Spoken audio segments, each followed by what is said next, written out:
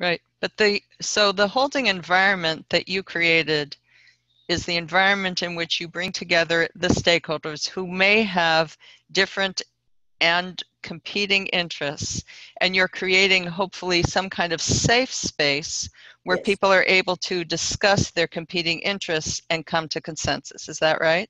that's exactly right. Uh-huh. And so in this model of adaptive leadership, we talk about technical and adaptive challenges. What were the technical challenges and what were the adaptive challenges in creating this holding environment? The technical challenges were really those that figured out the right formulas to use to figure out the risk of each site. Because it's like, as I said, it's like agreeing on a whole set of mathematical formulas that leads you for whatever is on the site to come to a level of cleanup. The adaptive challenges really were that the people that were involved were in all sorts of different industries and governments, and they all came to this from different perspectives.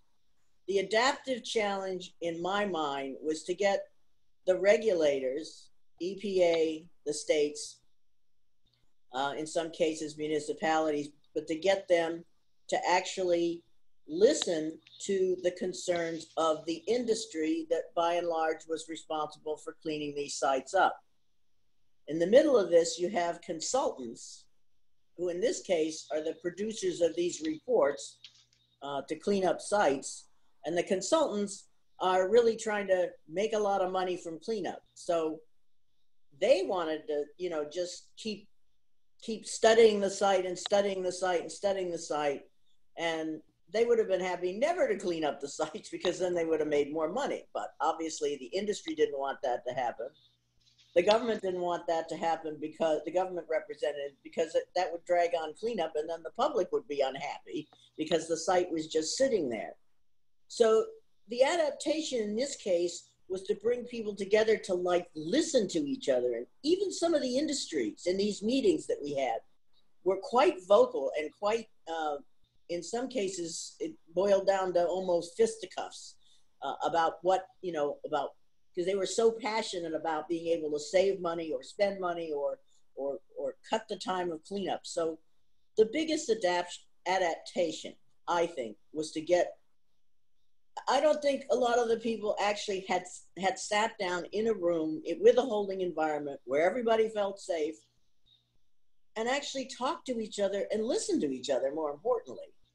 I really got that feeling that they hadn't ever actually done this, that they'd been fighting this in court.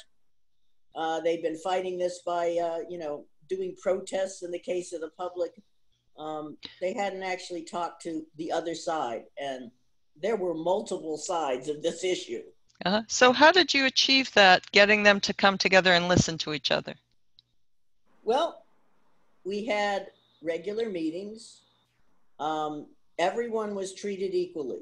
Not everybody has a vote in this process, and I don't want to get into the details of that, but as I said, the process has been agreed upon for almost 120 years now.